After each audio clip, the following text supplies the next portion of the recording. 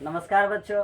देखिए आज हम लोग 10th के जो संस्कृत ट्यूशन जो है उसका दूसरा चैप्टर पाटलिपुत्र वैभव जो है पाटलिपुत्र वैभव के बारे में पढ़ने जाएंगे। इससे पहले जो बहुत सारे बच्चे के कमेंट आ रहे थे कि सर नहीं, पहले आप पाटलिपुत्र वैभव पढ़ा दीजिए, उसके बाद मंगलम पाठ पढ़ाइएगा। इसको जानने से पहले हम ये जान लें कि जो ऑनलाइन स्कूल अड्डा से जुड़ रहे हैं तो इसका मेन उद्देश्य क्या है। आखिरकार आप जो जुड़ रहे हैं तो आपको इससे लाभ क्या हो रहा है। तो इससे आपको लाभ ये होगा कि जो प्राचीन संस्कृति था उसको जो भारतीय लोग छोड़ रहे हैं, भूल जा रहे हैं। जो पहले बहुत सारे लोग संस्कृत पढ़ना में मतलब पढ़ने में उसमें रुचि रखते थे, लेकिन अब क्या हो रहा है, धीरे धीरे देख रहे हैं कि संस्कृत के प्रति लोगों का अब रुचि खत्म हो रहा है। तो उसी रुचि को वापस लाने के लिए, घर घर संस्कृत पहुंचाने के लिए, और हमें केवल अंक प्राप्त नहीं करना है अपितु हमें प्रत्येक व्यक्ति को संस्कृत पढ़ाना है। उन्हें ये बताना है कि जो हमारी प्राचीन संस्कृति रहा है उसको हम ना भूलें। और देखिए जो संस्कृत था पिछले बार जो 10th क्लास में, उसमें बहुत सारे बच्चे जिनको हमने पढ़ाया था उसमें 100 में से वो 99 अंक प्राप्त किए थे। अब आपकी बारी है कि आप 100 में से 100 कैसे अंक लाते हैं। अब हम चलते हैं चैप्टर नंबर 2 पाटलिपुत्र वैभव, इसके बारे में पढ़ेंगे। देखिए कह रहा है कि बिहार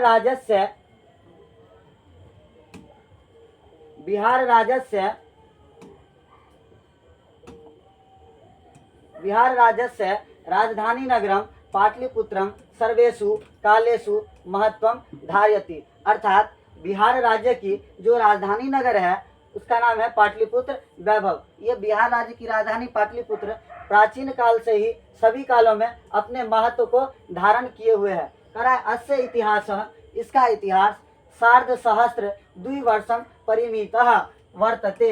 इसका इतिहास 2500 वर्ष पुराना है। कितना वर्ष पुराना है? 2500 वर्ष पुराना है। तो देखिए बच्चों, आपसे यहाँ क्वेश्चन पूछा जाता है कि बताइए पाटलिपुत्र वैभव का इतिहास कितना वर्ष पुराना है, तो 2500 वर्ष पुराना है। आगे ध्यान से देखेंगे, कह रहा है अत्र धार्मिक क्षेत्रे राजनीतिक क्षेत्रम उद्योग क्षेत्र च विशेषेण ध्यान आकर्षकम। यह जो पाटलिपुत्र वैभव है पटना है, ये धार्मिक क्षेत्र से अर्थात बहुत सारे धार्मिक स्थल है पटना में। जैसे कि हम गुरुद्वारा की बात करें, गुरु गोविंद सिंह का जन्म जहाँ पे हुआ था। उसके बाद राजनीतिक क्षेत्र बहुत ज़्यादा प्रसिद्ध पॉलिटिशियन वहाँ पे वो है। आप बात कर लीजिए सचिवालय की, अगर हम बात कर ले, वही गोलघर की बात कर ले, उच्च न्यायालय की बात कर ले, तो ये सभी राजनीतिक स्थान कहाँ है? पटना में, पाटलिपुत्र वैभव में। उसके बाद उद्योग के मामला में अगर देखें तो उद्योग का भी काफ़ी विकास हो चुका है। आगे कह रहा है विदेशी का यात्री न मेगा स्तनीज फायान वैनसन इत्सिंग प्रभृतयः पाटलिपुत्रस्य वर्णम स्वसंस्मरणेषु ग्रंथेषु चक्र। यहाँ जो बहुत सारे विदेशी यात्री घूमने आए थे, जिनमें से एक का नाम है मेगास्थनीज को यूनान का राजदूत कहा जाता था। मेगास्थनीज थे, इन्हें यूनान का राजदूत कहा जाता था।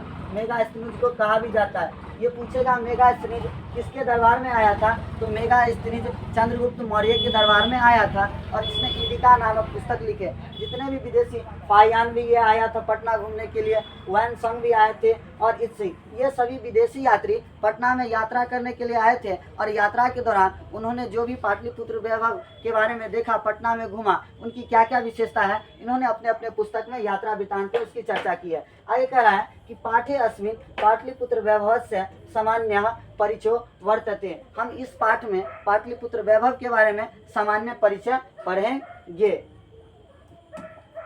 अब देखिए आगे कह रहा है प्राचीनेषु भारतीयेषु नगरे अयन्तमः पाटलिपुत्र गंगायाः वर्ष विचित्रम महानगरम बभूवा। प्राचीन काल से ये भारतीय जो नगर है पाटलिपुत्र वैभव, ये कहाँ स्थित था, तो गंगा के तीर, गंगा के किनारे स्थित था, गंगा नदी के किनारे। और कह रहा है तद विषय, इस विषय में दामोदर गुप्तो नाम कवि कूटनीतम आख्य काव्य कथयति। तो एक यहाँ पे क्वेश्चन आपका ये बनेगा कि बताइए जो दामोदर गुप्त कवि हुए हैं उन्होंने कौन सी पुस्तक की रचना किया, तो कूटनीतम महाकाव्य। क्या नाम था? कूटनीतम काव्य की रचना की है। और कूटनीतम काव्य में उन्होंने कहा कि अस्ति महित तिलकम सरस्वती कुल गृहम महानगरम। है यह महान तिलकों का भूमि, किसका भूमि? तिलकों का भूमि, सरस्वती का कुलघर। और जो यह जो पाटलिपुत्र है ये सरस्वती का निवास स्थान है, घर है। और आगे कहा नामना पाटलिपुत्र परिभूतम पुरंदरम सुंदरम स्थानम। पुरंदर का मतलब होता है इंद्र। पुरंदर का मतलब क्या होता है? पुरंदर का मतलब इंद्र होता है। तो कहा यह जो पाटलिपुत्र है यह इंद्र के सिंहासन के समान है। किसके समान है? सिंहासन के समान। तो अब आपसे क्वेश्चन यहाँ पूछेगा कि बताइए दामोदर गुप्त ने किस किताब में पाटलिपुत्र का चर्चा किया है? तो दामोदर गुप्त ने कूटनीतम काव्य में पाटलिपुत्र की चर्चा किया है। उन्होंने पटना के विषय में क्या कहा? तो उन्होंने पटना के विषय में कहा यह जो पाटलिपुत्र है ये महान तिलकों का भूमि है, यहाँ सरस्वती निवास करती है, यह सरस्वती का कुलघर है। और तो क्या, यह इंद्र के सिंहासन के समान है। ठीक, अब देखिए आगे हम देखते हैं। आगे कह रहा है इतिहासे श्रूयते यत गंगा तीरे बुद्ध काले पाटलिग्राम स्थितः आसीत। कह रहा है कि इतिहास में ऐसा सुना जाता है कि गंगा के तीर यानी गंगा के किनारे बुद्ध काल में, किसके समय में? बुद्ध काल में, यानी महात्मा बुद्ध के समय में पाटलिग्राम स्थित आसित। महात्मा बुद्ध के समय में पाटलिग्राम नामक एक गांव था जो कि गंगा के किनारे स्थित था, ऐसा इतिहास में सुना जाता है। और आगे कह रहा है यत्र च भगवान बुद्ध बहुकृत समागत। और यहाँ पर, कहाँ पर? यत्र मतलब यहाँ, च मतलब और भगवान बुद्ध यानी भगवान बुद्ध, महात्मा बुद्ध कह रहे हैं कि यहाँ बहुत बार, बहुकृता मतलब बहुत बार, समागता मतलब आए थे। कौन? महात्मा बुद्ध। पाटलिपुत्र में कौन बहुत बार घूमने के लिए आए थे? तो महात्मा बुद्ध। ये क्वेश्चन आपका पूछता है। आगे कहेगा, कह रहा है कि तेना कथितम आसित, उन्होंने कहा था। कथितम आसित मतलब कहा था। यद ग्रामो अयम महानगरम भविष्यति, यह जो ग्राम पाटली ग्राम है यह महानगर बनेगा। क्या बनेगा? महानगर बनेगा। आगे किंतु कहलस्य अग्निदाहस्य जलपूरस्य च भयाद सर्वदा क्रांतम भविष्यति। लेकिन ये तो महानगर होगा, इसके साथ साथ कलह रहेगा, लोग एक दूसरे से आपस में लड़ते रहेंगे। अग्निदाह से हमेशा यहाँ पर आग लगते रहेगा। क्या होते रहेगा? आग लगते रहेगा। आगे कहा जल पूरस्य च सर्वदा भयात क्रांतः, यानी कि हमेशा यहाँ पर जल पूरस से हमेशा बाढ़ आते रहेगा। क्या आते रहेगा? बाढ़ आते रहेगा। तो आपसे क्वेश्चन पहले यहाँ से ये पूछेगा कि बताइए महात्मा बुद्ध के समय पाटलिपुत्र का नाम क्या था? तो पाटलिग्राम। उसके बाद पूछेगा कि बताइए महात्मा बुद्ध ने पटना के बारे में क्या भविष्यवाणी किए थे? तो कहे थे यह जो पाटलिग्राम है ये भविष्य में महानगर बनेगा। क्या बनेगा? महानगर बनेगा। लेकिन यहाँ पर लोग आपस में एक दूसरे से लड़ते रहेंगे, यहाँ हमेशा आग लगते रहेगा, हमेशा बाढ़ आते रहेगा, इन सभी चीज़ों से भयभीत भरा पड़ा रहेगा। ऐसा कौन कहे थे? तो महात्मा बुद्ध कहे थे। आगे कह रहा है कालांतरेण पाटलिग्राम एव पाटलिपुत्रमिति कथितः, कुछ समय के बाद पाटलिग्राम ही पाटलिपुत्र कहा गया। पाटलिग्राम को ही क्या कहा गया? पाटलिपुत्र कहा गया। आगे कह रहा है चंद्रगुप्त मौर्यस्य काले अस्य नगरस्य शोभा रक्षा व्यवस्था च अति उत्कृष्ट सीदति। यूनान राजदूतः मेगा स्त्रीजः स्वसंस्मरणेषु निरूपयति। कह रहा है कि मौर्य काल के समय, अर्थात मौर्य काल में कौन?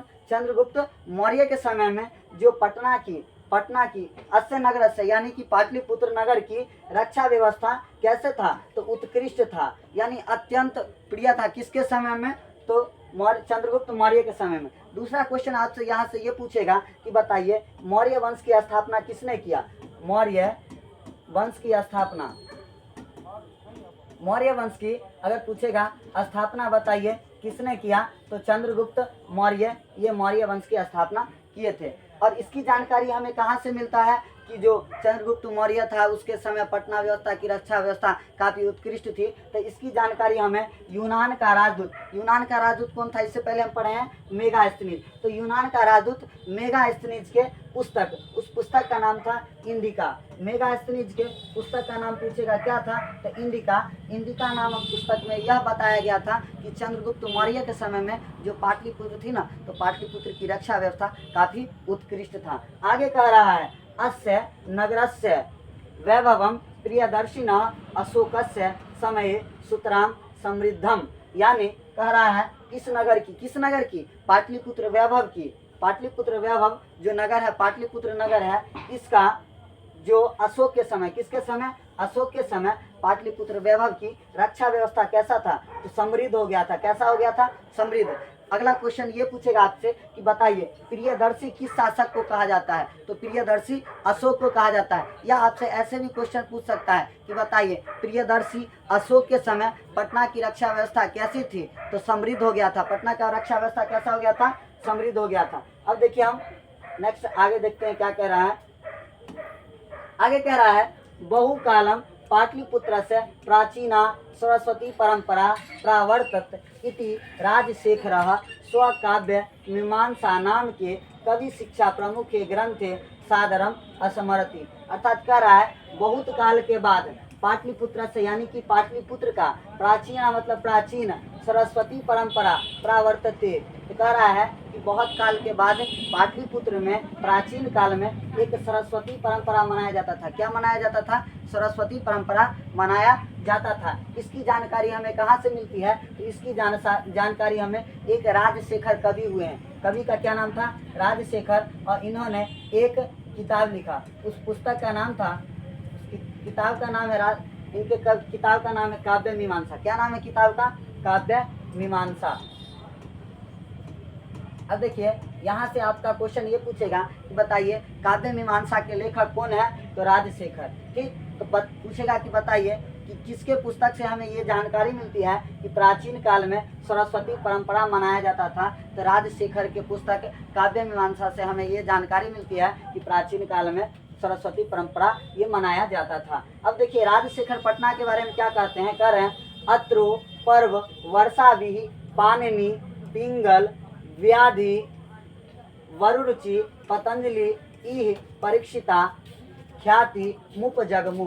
कह रहे हैं कि अत्र यहाँ पर, कहाँ पर, पाटलिपुत्र में, पाटलिपुत्र में पाणिनि पिंगल व्याधि वरुरुचि पतंजलि परीक्षित जैसे महान पुरुषों ने काफी तपस्या करके यहाँ पर ज्ञान अर्जन किया था। कहाँ पे, पाटलिपुत्र पर। आपसे क्वेश्चन पूछेगा कि बताइए कि राजशेखर ने पटना के विषय में क्या कहा है, तो आप लिखिएगा कि राजशेखर ने अपने स्व अनुस्मरण ग्रंथ यानी कि काव्य मीमांसा में बताया है जो पाटलिपुत्र है यहाँ बहुत वर्षों तक काफी तपस्या करके पाणिनि पिंगल व्याधि वरुरुचि पतंजलि और परीक्षित जैसे महान ज्ञानियों ने तपस्या करके यहाँ ज्ञान अर्जन किया है। और आगे कह रहा है कतिपयेषु प्राचीन संस्कृत ग्रंथेषु पुराणादिषु पाटलिपुत्रस्य नामांतरम पुष्पपुरम कुसुमपुरम व प्राप्यते। कह रहा है कतिपयेषु, अनेकों ग्रंथों में, कितने ग्रंथों में, अनेकों ग्रंथों में प्राचीन संस्कृत साहित्य ग्रंथ की, जितने भी प्राचीन संस्कृत साहित्य ग्रंथ की बात करें जिसमें आपका पुराण आ जाएगा। तो पहला क्वेश्चन तो यहाँ से बन जाएगा आपका कि बताइए पुराण की संख्या कितने हैं, तो 18। आगे कह रहा है कि जितने भी प्राचीन संस्कृत ग्रंथ है जैसे कि पुराण, तो पुराण में पटना का नाम क्या बताया गया है, तो पुराण में पटना का नाम पुष्पपुर कुसुमपुर, यानी पुराण में पाटलिपुत्र का नाम पुष्पपुर और कुसुमपुर बताया गया है। आगे कह रहा है अनेन ज्ञायते यत्र नगरस्य अस्या समीपे पुष्पानां बहुल उत्पादनम भवति अस्म। ऐसा हमें जानकारी मिली है कि इस नगर में, किस नगर में, पाटलिपुत्र में बहुत, इसके समीप में बहुत सारे फूल की खेती किया जाता था। किसका, पुष्प की खेती किया जाता था। और आगे कह रहा है पाटलिपुत्रमिति शब्दो अपि पाटल पुष्पाना पुतलिका रचना आश्रित्य परिचलितः। तो यानी पाटलिपुत्र का नाम पाटलिपुत्र कैसे पड़ा जानते हैं, कह रहा है कि जो पाटलिपुत्र शब्द है ये पाटल पुष्पों का, यहाँ पर पटना के समीप में बहुत सारे पाटल फूल यानी पाटल पुष्प का उत्पादन किया जाता था, तो इसलिए पाटल से इसका नाम पाटलिपुत्र पड़ गया। अब देखिए आगे कह रहा है शरद काले नगरे अस्मिन् कौमुदी उत्सव इति महान समारोह गुप्त वंश शासन काले अतीव प्रचलितः। कह रहा है कि शरद काल में यानी ठंडी के महीने में नगरे अस्मिन्, इस नगर में, किस नगर में, पाटलिपुत्र वैभव में कौमुदी उत्सव मनाया जाता था। कौन उत्सव मनाया जाता था? कौमुदी उत्सव मनाया जाता था। और कह रहा है किस वंश के समय में? तो गुप्त वंश के समय में। ठीक, कह रहा है कि गुप्त वंश के समय में ठंडे के महीने में शरद ऋतु में कौमुदी उत्सव मनाया जाता था। तो यहाँ से आपसे क्वेश्चन पूछेगा कि बताइए किस वंश के समय में कौमुदी उत्सव मनाया जाता था? तो गुप्त वंश के समय में। किस महीने में? तो शरद ऋतु में मनाया जाता था। आगे कह रहा है तत्र सर्वे जना आनंदमग्नाः अभूवन। और इस कौमुदी उत्सव में सभी लोग बड़े हर्ष उल्लास के साथ नाचते थे, गाते थे और गाते हुए पर्व मनाते थे। और आगे कह रहा है संप्रति दुर्गा पूजा अवसरे तादृशः एव समारोह दृश्यते। जिस प्रकार हम लोग दुर्गा पूजा मनाते हैं ना, ठीक इसी प्रकार कौमुदी उत्सव लोग मनाते थे। वैसा ही माहौल दिखता था जिस प्रकार हम लोग दुर्गा पूजा का आनंद उठाते हैं। और आगे कह रहा है काल चक्र वर्षाद यद्यपि मध्य काले पाटलिपुत्र वर्ष सहस्त्रम परिवृतम। सहस्त्रम का मतलब होता है हजार। सहस्त्रम का मतलब कितना होता है? हजार। तो कह रहा है कि जैसे जैसे समय बीतता गया, काल चक्र आगे की ओर बढ़ता गया, तो मध्य काल में, किस काल में? मध्य काल में पाटलिपुत्र का जीर्णात अभूवम। कितने वर्षों तक? तो मध्य काल में 1000 वर्ष जैसे ही पार किया तो पाटलिपुत्र की व्यवस्था जर्जर हो गया, काफ़ी ढीला पड़ गया इसका रक्षा व्यवस्था। उसके बाद आगे कह रहा है तस्य संकेत अनेकेषु साहित्य ग्रंथेषु मुद्राक्षस दिशु लभ्यते। और इसकी जानकारी, इसका संकेत हमें बहुत सारे अनेकों साहित्य ग्रंथ, जैसे कि अगर हम बात करें मुद्राक्षस, तो आपसे पहला क्वेश्चन यहाँ से पूछेगा कि बताइए मुद्राक्षस नामक पुस्तक के लेखक कौन है? तो विशाख दत्त। कौन है? विशाख दत्त। यहाँ से पूछता है ये सब, ब्रह्मा का लकीर है। तो कह रहा है कि बताइए हमें कहाँ से जानकारी मिला कि मध्यकाल में 1000 जैसे वर्ष बीता गया, 1000 वर्ष, तो इसकी पटना की रक्षा व्यवस्था काफ़ी जीर्ण शीर्ण हो गई। तो इसकी जानकारी हमें संकेत मिलता है जितने भी संस्कृत साहित्य ग्रंथ हैं मुद्राक्षस, ये मुद्राक्षस से इसकी जानकारी हमें मिलता है कि मध्यकाल में 1000 वर्षों तक पटना की जो जीर्ण शीर्ण अवस्था रहा, इसकी रक्षा व्यवस्था में भी कुछ परिवर्तन नहीं हुआ, काफ़ी इसकी दयनीय स्थिति हो गया। आगे कह रहा है मुगल वंश काले अस्य नगरस्य समृद्धा जातो आंग्ल शासन काले च पाटलिपुत्रस्य सुतराम विकासो जाता। ध्यान से सुनिएगा, कह रहा है कि मुगल काले यानी मुगल वंश के समय में अस्य नगरस्य, किस नगर का? पाटलिपुत्र का, समृद्धो जातः, क्या? तो रक्षा व्यवस्था, यानी मुगल वंश के समय में ना पाटलिपुत्र का रक्षा व्यवस्था भी समृद्ध हो गया था। किसके समय में? मुगल वंश। मुगल वंश के बारे में आप लोग जानते होंगे, अकबर बाबर का, ये सब का, हुमायूं का नाम सुने होंगे, औरंगजेब, तो ये सब मुगल वंश से संबंधित है। मुगल वंश का अगर पूछेगा संस्थापक कौन था, स्थापना किसने किया था, तो बाबर ने किया था। कौन किया था? बाबर। अब आगे कह रहा है कि आंग्ल शासन काले च पाटलिपुत्र से सुतराम विकास हो जाता। पूछेगा लेकिन बताइए किसके शासन काल में सबसे ज़्यादा विकास हुआ पटना का? तो अंग्रेज के समय में। किसके समय में? अंग्रेज के शासन काल में। आगे कह रहा है नगर इदम मध्य काले एव पटनेति नामना प्रसिद्धम आगता। यानी कि मध्य काल में पूछेगा पटना का नाम क्या पड़ गया? तो मध्य काल में पटना का नाम पटनेति पड़ गया था। आगे कह रहा है अयम च शब्दः पतनमिति शब्दात् निग्रतः। यानी आपसे यहाँ क्वेश्चन ये पूछा जाएगा कि बताइए जो पाटलिपुत्र पटना है वो किस शब्द से बना है? तो पतन शब्द से बना है। मध्यकाल में पटना का नाम क्या था? पटनेति था। सबसे ज़्यादा किसके शासन काल में पटना का विकास हुआ? तो मुगल वंश के समय में पटना का विकास हुआ। किसके समय में? पटना का जो रक्षा व्यवस्था था, ये सब विकास व्यवस्था भी था, ये समृद्ध हो गया था। ये आप बात करें तो सबसे ज़्यादा अगर विकास किया तो ये अंग्रेज के समय में समृद्ध हो गया था, मुगल वंश के समय में। और कहेगा कि बताइए कहा गया था कि मध्यकाल में हजारों वर्षों तक पटना की रक्षा व्यवस्था व राजनीतिक सभी व्यवस्थाओं में जीर्ण शीर्ण रहा। तो इसकी जानकारी हमें मिला था संस्कृत साहित्य ग्रंथ मुद्राक्षस, जिसके लेखक है विशाख दत्त के जो कवि, ये विशाख दत्त का जो किताब है, पुस्तक है मुद्राक्षस, इसकी हमें जानकारी इसी से मिला था। उसके बाद आगे पूछेगा कि बताइए किस वंश के समय में कौमुदी उत्सव मनाया जाता था? तो गुप्त वंश के समय में कौमुदी उत्सव मनाया जाता था। किस काल में? तो शरद। वैसे पूछेगा किस काल में? तो गुप्त वंश के काल में। कौन ऋतु में? था शरद ऋतु में ये उत्सव मनाया जाता था। आगे कह रहा है नगरस्य पालिका देवी पटन देवी, नगरस्य पालिका देवी पटन देवी अद्यापि पूज्यते। तो यहाँ से आपका क्वेश्चन पूछेगा कि बताइए पाटलिपुत्र की पालिका देवी कौन है? तो पटन देवी। पाटलिपुत्र की पालिका देवी पटन देवी है, जिसकी पूजा आज भी किया जाता है पटना में। तो पटना किस शब्द से बना है? पतन शब्द से। पटना की पालिका देवी कौन थी? पटन देवी थी। पटना का मध्यकाल में नाम क्या था? पटनेती था। पटना का कितना वर्ष इतिहास पुराना है? 2500 वर्ष। यूनान का राजदूत कौन था? मेगास्थनीज। मेगास्थनीज किसके दरबार में आया था? चंद्रगुप्त मौर्य के दरबार में। अशोक किस वंश से संबंधित है? तो ये मौर्य वंश से। ठीक, मौर्य वंश की स्थापना किसने किया? चंद्रगुप्त मौर्य किया था। ये सब पढ़ लिए। अब हम देखिए आगे देखते हैं।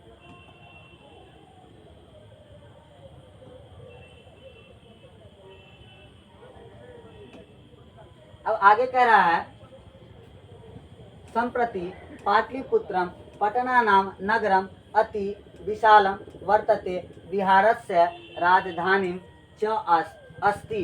यानी संप्रति सबसे पहले पाटलिपुत्र यानी पाटलिपुत्र का पटना नाम नगरम, पटना नाम पड़ा, अस्ति विशालम वर्तते बिहारस्य राजधानी नगरम। तो आप शुरू में पढ़ लेते हैं हम कि पाटलिपुत्र जो है ये पटना का प्राचीन नाम है। उसके बाद बिहार की राजधानी क्या है? तो पाटलिपुत्र पटना है। और आगे कह रहा है अनुदिनम नगरस्य विस्तारः भवति। धीरे धीरे समय बीतता गया और पाटलिपुत्र का धीरे धीरे विस्तार होते चला गया। आगे कह रहा है अस्यो उत्तरस्याम दिशि गंगा नदी प्रवहति। तो कहेगा कि बताइए पटना के किस दिशा में या पाटलिपुत्र के किस दिशा में गंगा नदी बहती है? तो उत्तर दिशा में। किस दिशा में? उत्तर दिशा में। पाटलिपुत्र के उत्तर दिशा में कौन नदी बहती है? गंगा नदी बहती है। और आगे कह रहा है तस्या उपरि गांधी सेतु नामना एशिया महादेशस्य दीर्घतम सेतु किंच रेलयानम सेतु निर्माण वर्तते। और कह रहा है गंगा नदी के ठीक ऊपर एशिया का, तस्य ऊपरी, उसके ऊपर गांधी सेतु नाम का एशिया महादेश से, एशिया महादेश का दीर्घतम बड़ा दीर्घ सेतु पुल किंच कुछ रेलयानम सेतु निर्माण मानव वर्तते। और उसके ऊपर रेलगाड़ी भी चलाई जाती है। उस रेलयानम सेतु का भी निर्माण किया गया। तो यहाँ से क्वेश्चन ये पूछेगा कि एशिया का सबसे बड़ा दीर्घतम सेतु कौन है? गांधी सेतु पुल। ठीक, आगे कह रहा है नगरे अस्मिन उत्कृष्ट संग्रहालय उच्च न्यायालय सचिवालय गोलगृहम तारामंडलम जैविक उद्यानम मौर्यकालीन अवशेष महावीर मंदिरम इत्येते दर्शनीयाः सन्ति। तो यहाँ पूछेगा कि बताइए पटना में कौन कौन से दर्शनीय स्थल है? तो सबसे पहले हम देखेंगे यहाँ पर संग्रहालय है। क्या है? संग्रहालय है। अब देखिए सब कहाँ आपको डिटेल से दिखाते हैं।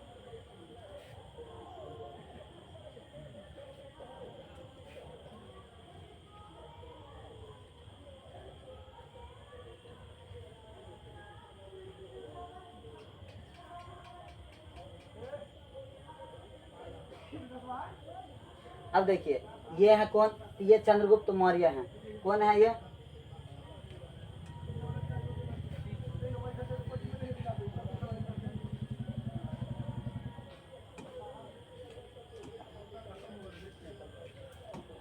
अब देखिए ये कौन है? तो ये आपका चंद्रगुप्त मौर्य है। कौन है?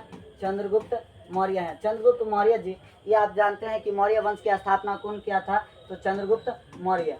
अब देख रहे हैं मौर्य वंश की स्थापना कौन किया था? चंद्रगुप्त मौर्य। आप देखिए गौर से देखिए, ये चंद्रगुप्त मौर्य हैं, वही मौर्य सम्राट जिन्होंने मौर्य वंश की स्थापना किए थे। और ये जो देख रहे हैं ये प्रियदर्शी अभी हम आपको पढ़ाए हैं कि प्रियदर्शी किस शासक को कहा जाता था? तो अशोक को। ये देखिए ये अशोक जी हैं।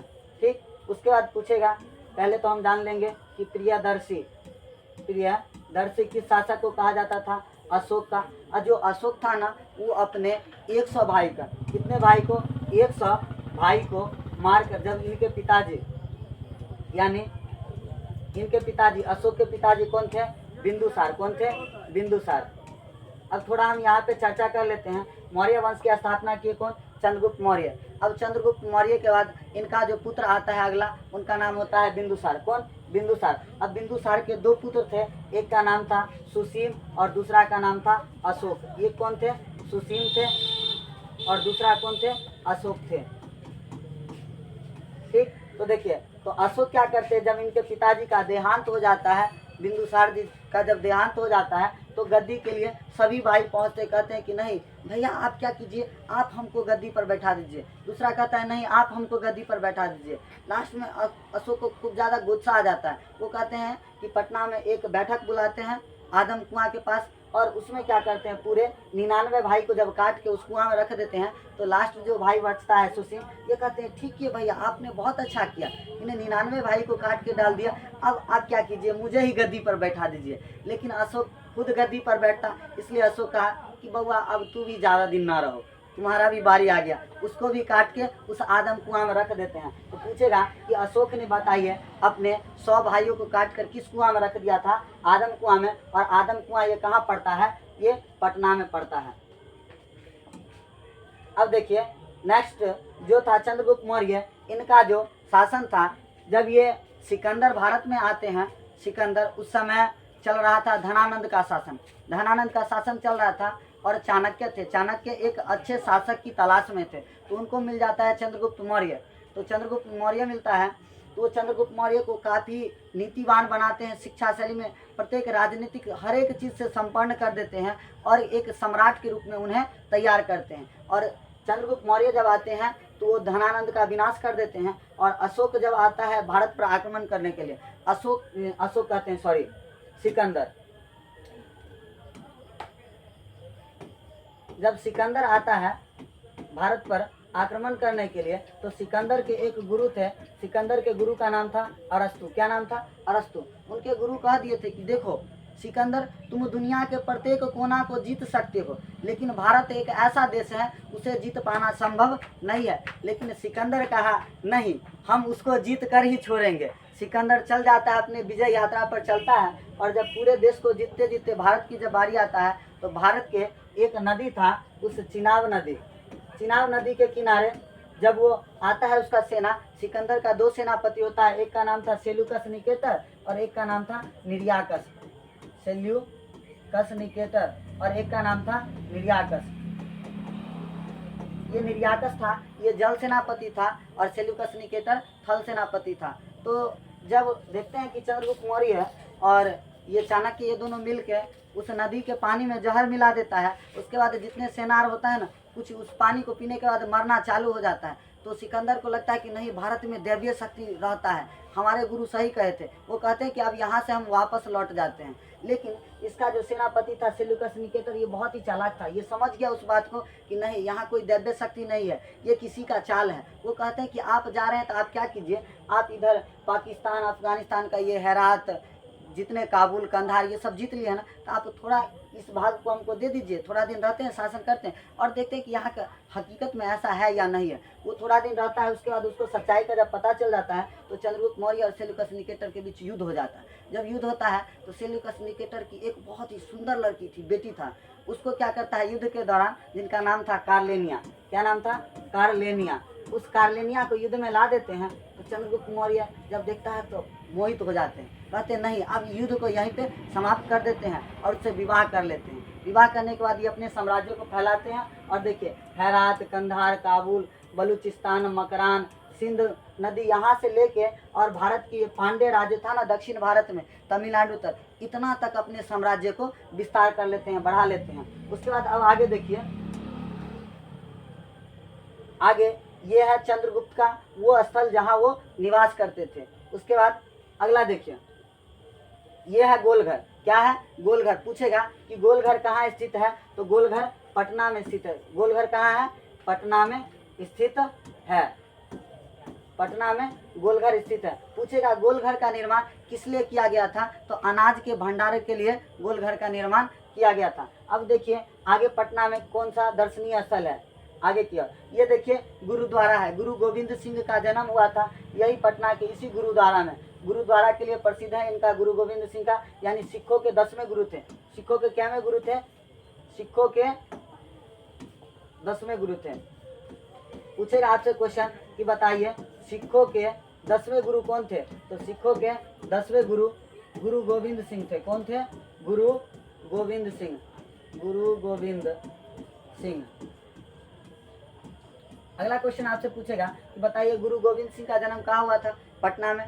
खालसा पंथ की स्थापना किसने किया, तो गुरु गोविंद सिंह। खालसा पंथ की स्थापना कौन किया था? गुरु गोविंद सिंह। लेकिन पूछेगा सिख धर्म का, बताइए सिख धर्म के संस्थापक कौन थे? तो गुरु नानक। सिख धर्म के संस्थापक कौन थे? गुरु नानक देव जी थे। गुरु नानक देव जी ये सिख धर्म के संस्थापक थे। चलिए और आगे देखते हैं कि पटना में कौन सा दर्शनीय स्थल है। अब देखिए यही गुरु गोविंद सिंह जी हैं, यही गुरु गोविंद सिंह है। इन्हीं का जन्म हुआ था पटना में और इन्हीं के जन्म स्थान के आधार पर जो गुरुद्वारा है वो सिखों के लिए काफ़ी प्रसिद्ध स्थल है। यहाँ प्रत्येक साल सिख आते हैं। उसके बाद आगे हम देखें, ये एशिया का सबसे बड़ा पुल, हम पढ़ाए थे अभी आपको कि एशिया का सबसे दीर्घतम सेतु, एशिया का सबसे दीर्घतम सेतु पुल कौन है? एशिया का सबसे दीर्घतम सेतु पुल कौन है? तो गांधी सेतु पुल एशिया का सबसे दीर्घतम सेतु पुल है। आगे देखिए, अब देखिए ये है सचिवालय। क्या है? ये है सचिवालय। ये देखिए पटना में घूमने वाला ये सचिवालय है। अब इसके बाद सचिवालय के बाद आपका आता है उच्च न्यायालय। ये पटना का हाई कोर्ट है। ये दर्शनीय स्थल है पटना में घूमने वाला। उसके बाद नेक्स्ट की अगर हम बात करें तो ये महावीर मंदिर है। क्या है? ये आपका महावीर मंदिर हो गया। और ये गौतम बुद्ध हो गए, महात्मा बुद्ध। इन्होंने, इनके समय में जो पाटलिपुत्र था इसका नाम पाटलीग्राम था, ये हम पढ़े। उसके बाद इन्होंने कहा था ये पाटलिपुत्र भविष्य में महानगर बनेगा, यहाँ हमेशा आग लगती रहेगा, लोग आपस में एक दूसरे से लड़ते रहेंगे, कलह से हमेशा भरा पूरा रहेगा। ये बात कौन कहे थे? तो गौतम बुद्ध, महात्मा बुद्ध कहे थे। लेकिन अगर क्वेश्चन पूछ सकता है आपको कि बताइए बौद्ध धर्म के संस्थापक कौन थे? तो बौद्ध धर्म के संस्थापक महात्मा बुद्ध या गौतम बुद्ध थे। या आपको ऑप्शन में ये भी दे दे कि बताइए बौद्ध धर्म के संस्थापक कौन थे? तो एक में दे देगा आपका भगवान बुद्ध। तो वहाँ पे डरना नहीं है, भगवान बुद्ध भी इन्हीं को कहा जाता है, गौतम बुद्ध भी इन्हीं को कहा जाता है और महात्मा बुद्ध भी इन्हीं को कहा जाता है। अब देखिए नेक्स्ट हम थोड़ा बैक आ जाते हैं।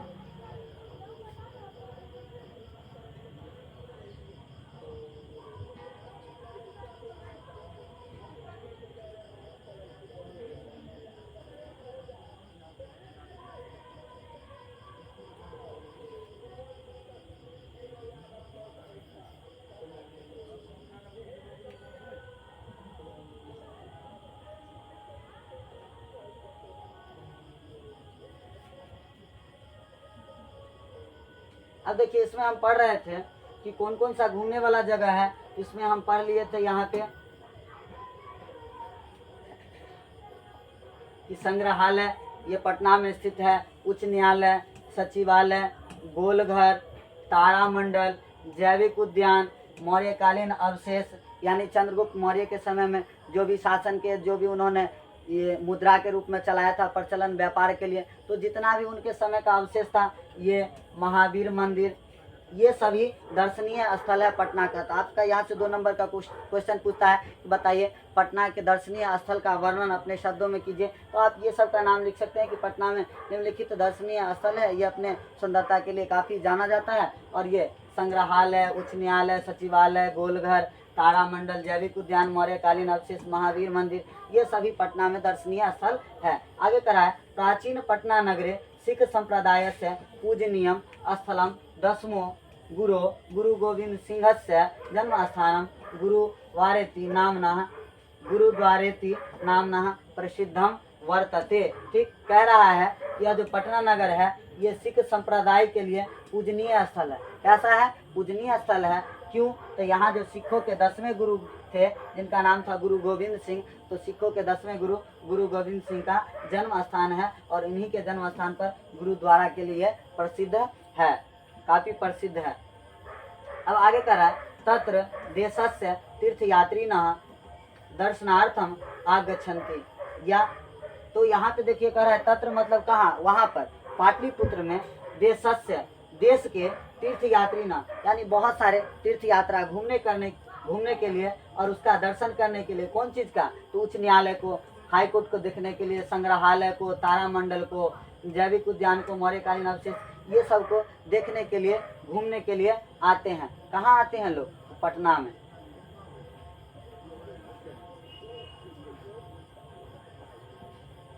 अब देखिए लास्ट में कह रहा है एवं पाटलिपुत्रम प्राचीन कालात् अद्यावधि विभिन्नेषु सर्वं च संकलित रूपेण संग्रहालय दर्शनीय मिति महत्वपूर्णम। इन सभी में पाटलिपुत्र प्राचीन काल से आज भी विभिन्न सारे, बहुत सारे घूमने के लिए वैसे स्थल हैं, जिसमें से संग्रहालय है, ये काफ़ी ज़्यादा प्रसिद्ध है और घूमने वाला जगह है। बाकी बात हम अगले वीडियो में आपके लिए जितना भी है ये पाटलिपुत्र वैभव का, इसका ऑब्जेक्टिव और सब्जेक्टिव लेके आएंगे। और आप लोग ज़्यादा से ज़्यादा इस वीडियो को शेयर कीजिए, लाइक कीजिए, अपने दोस्तों को बताइए कि इस बार अगर आपको 100 बाई 100 यानी 100 में 100 नंबर लाना है संस्कृत में, काहे कि जो आपका संस्कृत विषय होता है ये आपका फुल्ली मार्क्स उठाएगा। तो अगर 100 में 100 नंबर लाना है तो आप हमारे चैनल के माध्यम से जो ऑनलाइन स्कूल अड्डा है, ऑनलाइन स्कूल अड्डा है, इस ऑनलाइन स्कूल अड्डा से जुड़ जाइए। यहाँ बहुत सारे अनुभवी शिक्षकों के द्वारा कैसे आप बिहार टॉप में प्रवेश कीजिएगा, कैसे जाना है, क्या पढ़ने की रणनीति होनी चाहिए, और जितना पढ़ते हैं उसको ज़्यादा से ज़्यादा हम कैसे रिवाइज करें, कम समय में स्मार्ट स्टडी कैसे करना है, ये सभी बात को आप ध्यान में रखते हुए अपने इस क्लास को आगे बढ़ाइए और रिवाइज करते रहिए। फिर अगले वीडियो में हम आपसे मिलते हैं।